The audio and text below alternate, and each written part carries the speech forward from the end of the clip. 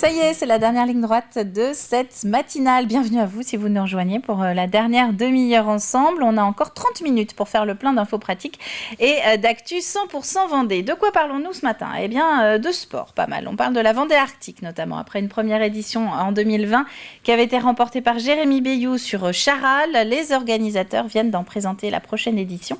Elle va être lancée le 12 juin prochain des Sables d'Olonne. Le plus de l'info, il est consacré aujourd'hui au conseiller numérique. C'est un métier qui se développe de plus en plus. La ville de Chantonnay et la communauté de communes en ont embauché pour aider tous ceux qui ont un petit peu de mal avec les outils informatiques. Et puis, nous avons rendez-vous comme chaque mercredi avec le coup de cœur ciné de Camille. Camille qui attire notre attention sur une avant-première en compagnie de Kev Adams cette semaine en Vendée. Avant de développer tout ça, on jette un dernier œil à la météo. Alors, comment ça se passe depuis ce matin ?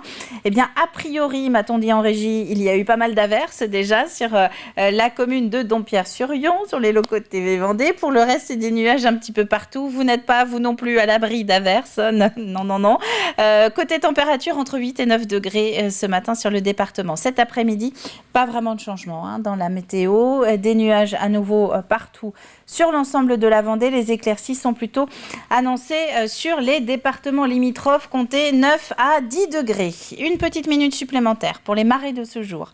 La mer est en train de baisser, elle sera au plus bas à 11h30.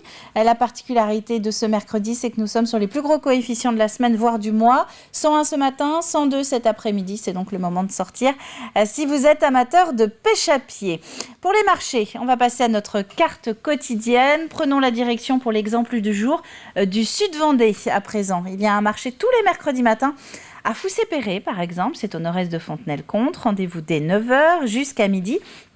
Si vous êtes un habitué des lieux de ce marché de Foussé-Perret, eh bien notez qu'en ce début d'année, le marché a été légèrement déplacé à cause des travaux autour de l'église et il se tient temporairement maintenant derrière la mairie. C'est la Chandeleur aujourd'hui, c'est le jour des crêpes. Et oui, allez-y, tous en cuisine. On dit d'ailleurs qu'un des symboles de la crêpe, figurez-vous, eh bien, c'est de rappeler le disque solaire qui évoque le retour prochain du printemps. Et on n'oublie pas de souhaiter également une bonne fête aux Théophane, qui est l'autre saint du jour. Passons au journal.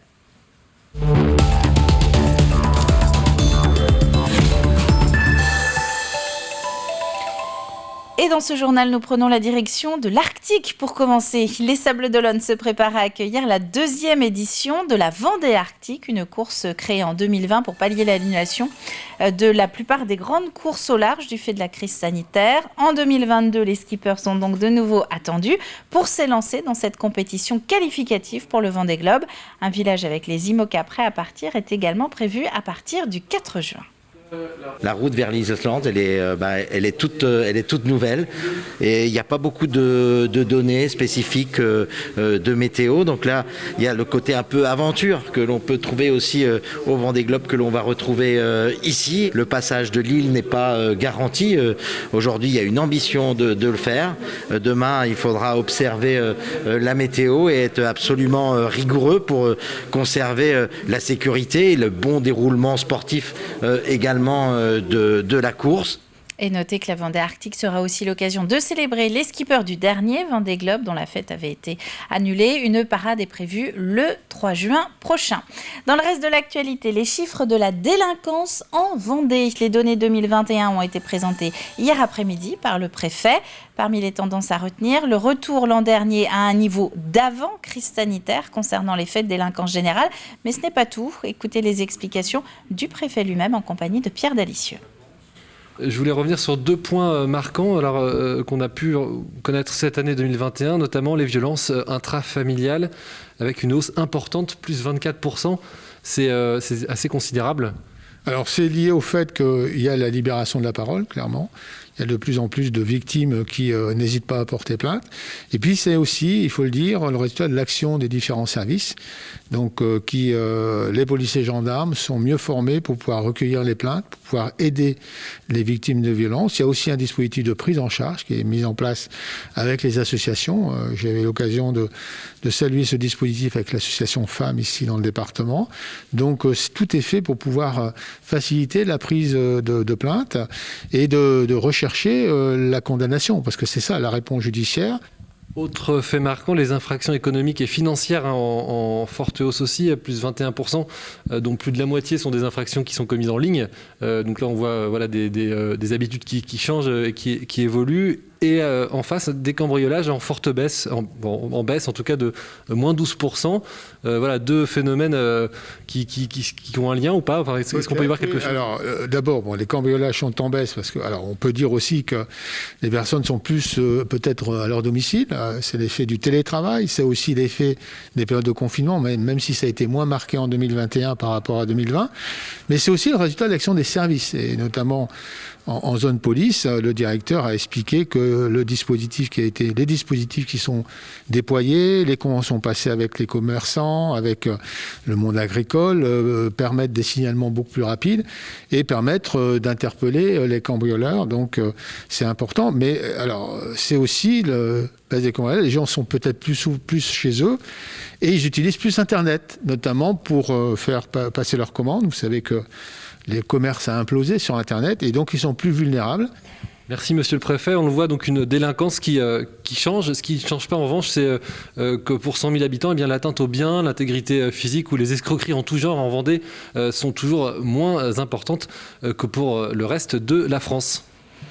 Un mot des derniers chiffres de l'ARS concernant la propagation du virus Covid-19 dans le département. Le taux de positivité, c'est-à-dire la part des personnes positives sur l'ensemble des personnes testées, est actuellement de 42%. 12 personnes sont actuellement en réanimation en Vendée, un chiffre stable depuis le bulletin du 25 juin dernier. Et notez également toujours à ce sujet que ce 2 février marque la fin de quelques restrictions. À noter notamment la fin donc, du port du masque obligatoire en extérieur, la fin des jauges aussi dans les stades et les salles de spectacle, ainsi que la fin des 3 jours de télétravail obligatoire, télétravail qui reste néanmoins fortement conseillé. Les images de la mobilisation d'hier des métiers du secteur du social. Nous en parlions lundi avec le collectif Travail social en survie, créé en Vendée dans la foulée de la première mobilisation en décembre dernier.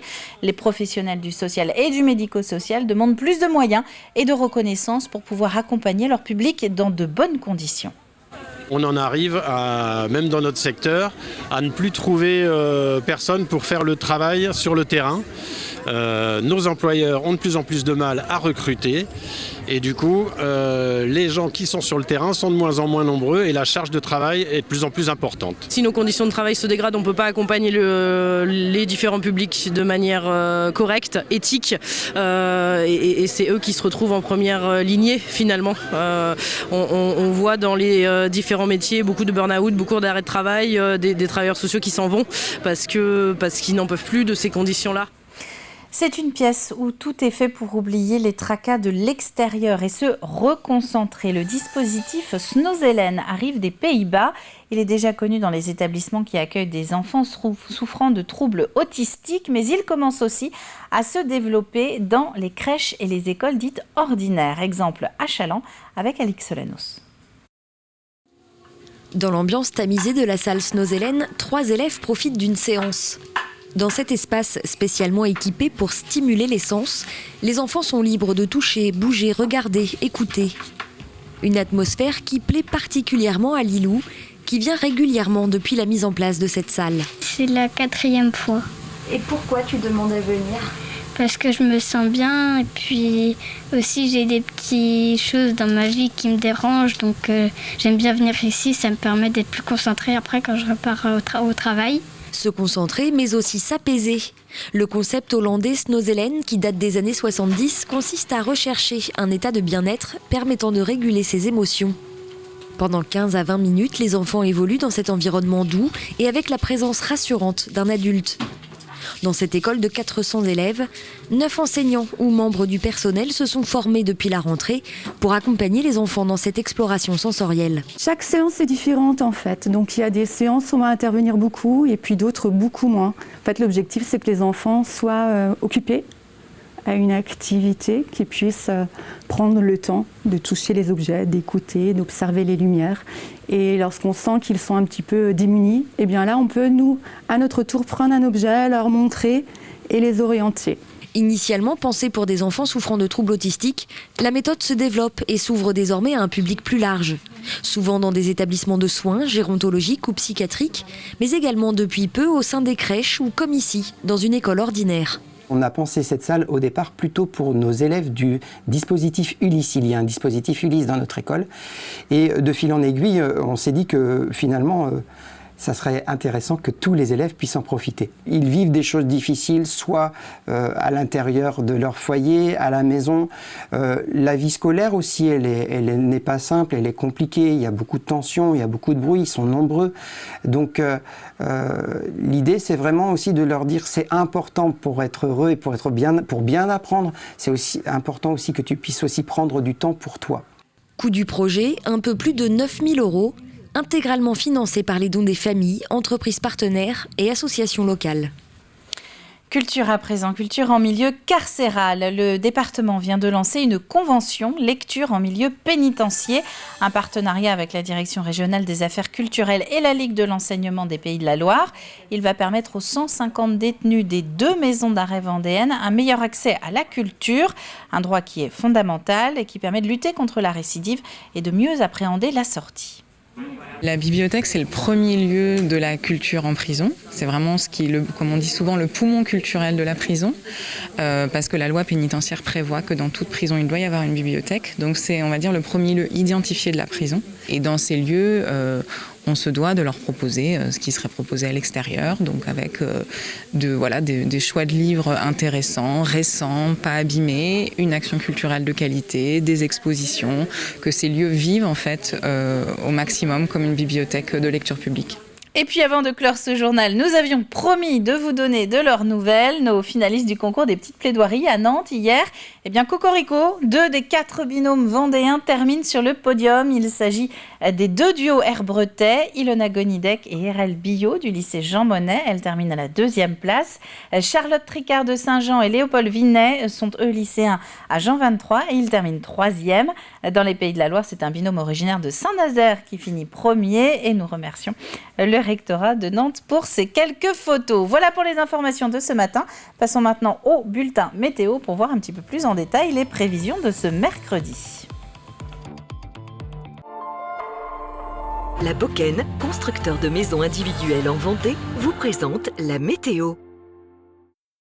Vivez d'inoubliables instants d'exception en regardant la météo avec le cabaret La Belle Entrée.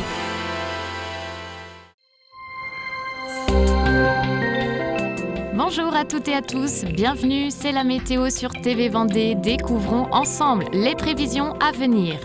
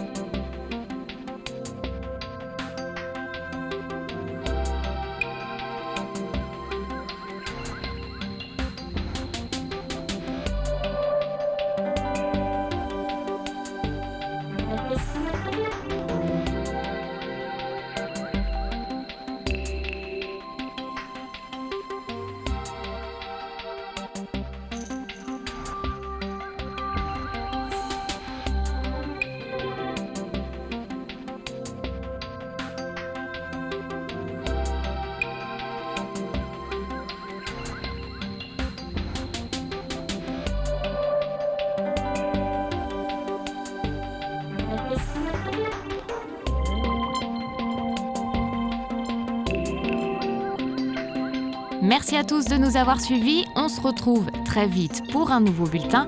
Passez une belle journée sur TV Vendée. Il est 9h moins le quart sur le plateau de la matinale. On va revenir maintenant sur un sujet qu'on avait abordé dans le journal hier. L'embauche des conseillers numériques à Chantonnay pour aider tous ceux qui ont du mal avec les démarches administratives sur Internet. C'est de plus en plus courant comme métier et le rôle de ce conseiller numérique prend de l'ampleur, vous allez voir.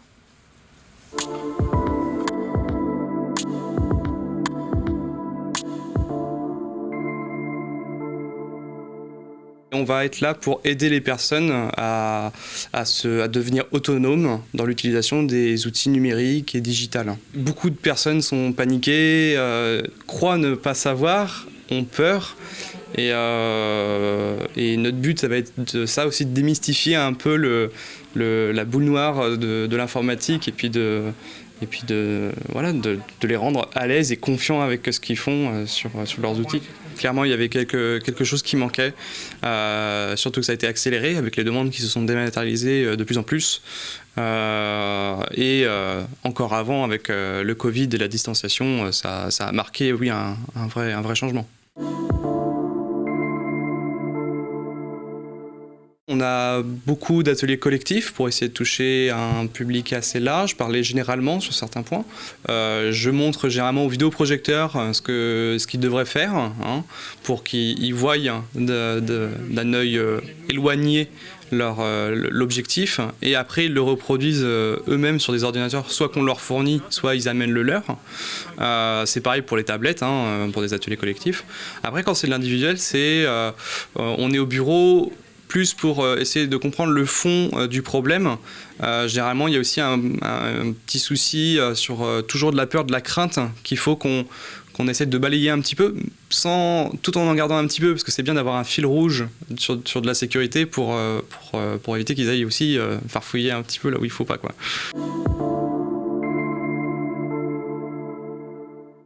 Le plus souvent, c'est le rangement des photos. Alors ça, le rangement des photos pour les sortir du téléphone ou de l'appareil photo et pour les ranger, c'est vraiment le plus important parce que c'est leur souvenir et c'est normal. C'est normal et c'est une très bonne porte d'entrée aussi pour les faire plonger dans le numérique. Mais alors le deuxième, c'est la navigation sur Internet en sécurité. Parce que Internet, c'est le mal. Internet, c'est le mal, et ils voient quand même leurs petits-enfants, leur entourage, beaucoup l'utiliser et s'en sortir très très bien avec. Et ils veulent aussi se dépatouiller de la même manière pour éviter de tout le temps demander. Internet, ils ont très peur de perdre, d'être bloqués, d'avoir l'ordinateur payé très cher et de perdre cet investissement. D'aller voir un informaticien, c'est très cher. C'est un peu comme une voiture, un ordinateur. On n'a pas envie qu'il lui arrive des choses parce que ça nous coûte cher très rapidement. Donc je pense que cette peur est très justifiée aussi. Et on est là aussi pour leur empêcher de faire l'erreur de trop.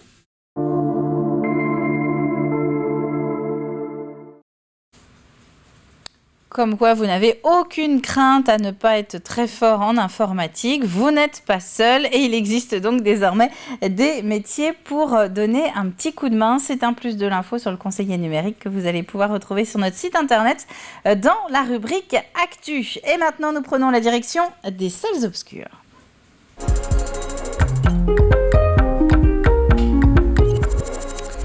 Puisque nous sommes mercredi, nous parlons cinéma avec Camille qui nous emmène en maison de retraite, figurez-vous, pour son coup de cœur cette semaine. En maison de retraite, mais en très bonne compagnie, puisque nous allons être avec Kev Adams, qui sera d'ailleurs samedi en Vendée toute la journée pour présenter cette comédie chorale française avec pas mal d'acteurs assez connus, vous allez voir.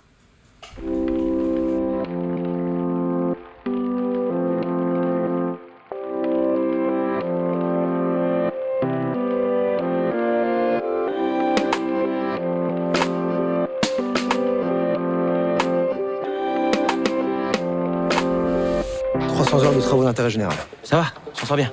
Dans une maison de retraite. Franchement, je préfère la prison. Bienvenue au Mimosa. Votre mission ici, c'est de donner un coup de main à tout le monde, de l'aide-soignant à la femme de ménage. Là, c'est Alfred de Gonzague, et lui, il a Alzheimer. Alfred. Enchanté, Milan. Ferme ta bouche, je te la ferme. Elsie Thérèse, Émeric et Jean-Nicole. Ça fait des années qu'on m'a pas gratté le dos. J'essaye. Arrêtez. Moi, c'est Alfred. Mais quel con, celui-là. Bah merde. Eh, je vous entends, hein. Ah bah, il manquerait plus que tu sois sourde, ma grande. Je peux plus travailler ici. C'est un enfer. Tu sais ce que disait Groucho Marx, non? Dans chaque vieux, il y a un jeune qui se demande ce qui s'est passé. Le petit s'est fait casser la gueule hier soir. C'est un petit con, bien fait pour lui. Non, faut l'aider. Il est orphelin, comme nous. Je vous revaudrai ça. Arrête de croire que quand les gens font quelque chose, c'est parce qu'ils ont besoin de quelque chose en retour. Tu sais quelle est ta plus grande force, Milan? Ta douleur, là. Gauche, droite, voilà. Il n'y a pas de super-héros sans moment sombre. T'as compris? Oui, chef. Vous êtes en train de me dire qu'ils ne sortent jamais de la maison de retraite? Oui, bah écoute, c'est comme ça, c'est les règles. Et puis nous, on suit les règles. Je dois les aider.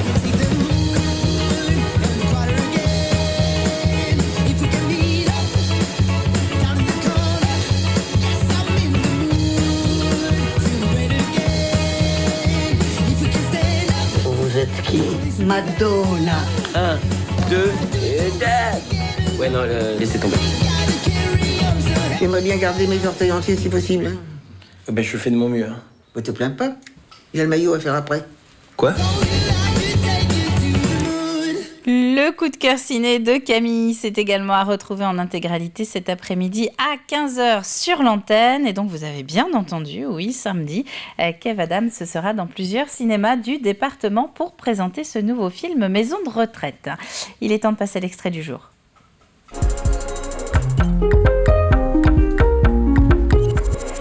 Avec conseil de famille maintenant, enfin un extrait là aussi, puisqu'il est l'heure d'avoir un petit aperçu de ce que vous allez pouvoir découvrir aujourd'hui sur TV Vendée. Conseil de famille donc pour parler parrainage de proximité en compagnie du psychologue Johan Penaud. C'est quoi être un parrain de proximité ? Alors le parrainage de proximité avant tout, donc, c'est la construction d'une relation affective privilégiée et durable donc entre un enfant et un jeune avec un parrain ou une famille bénévole. Le but du parrainage de proximité donc, repose sur des temps d'échange autour d'activités diverses et variées, donc régulières, entre donc, l'enfant et son parrain. D'accord. Il prend forme, du coup, il repose sur des principes donc, de solidarité, d'enrichissement mutuel, de réciprocité et sur la confiance. D'accord. Alors, au quotidien, qu'est-ce que fait le parrain et la marraine ? Alors, au niveau des activités, ça peut être recevoir l'enfant donc, à leur domicile pour effectuer donc, des petites activités. Ça peut être autour des jeux de société, ça peut être des balades, ça peut être aller se promener, ça peut être aller au cinéma. Voilà, tout est possible hein, dans le cadre du parrainage de proximité. D'accord. Donc, c'est complètement différent que la famille d'accueil, on est bien d'accord. Effectivement, parce que du coup, on est vraiment sur du bénévolat. Donc déjà, le parrain ou la marraine ou la famille ne sont pas rémunérés pour cela.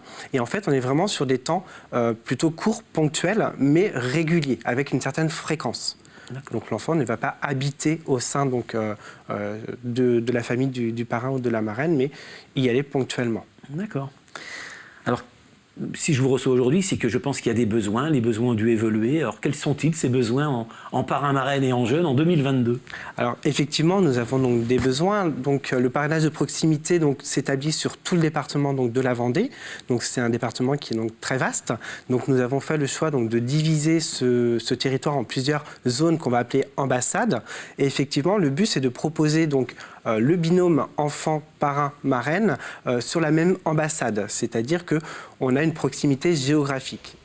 Et pour en apprendre plus sur ce parrainage de proximité, eh bien rendez-vous avec Conseil de famille en intégralité. Ce sera notamment à midi sur l'antenne. Il est temps de faire un dernier point sur les principaux titres que nous développons dans cette matinale depuis 7h ce matin.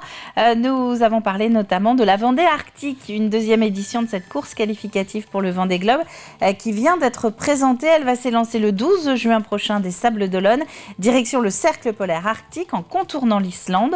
3 semaines de village sont également prévues pour accueillir le grand public. Les chiffres de la délinquance en Vendée, c'est l'autre dossier développé ce matin.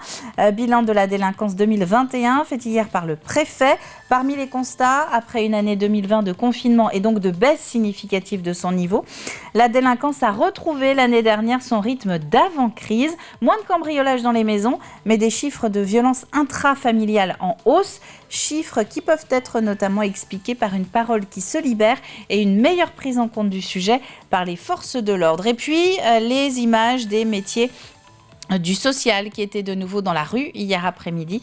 200 personnes à La Roche-sur-Yon à l'appel du collectif Travail social en survie pour demander plus de moyens et de reconnaissance. Et comme il est quasiment 8h55, nous allons passer au dernier appel du jeu de ce mercredi.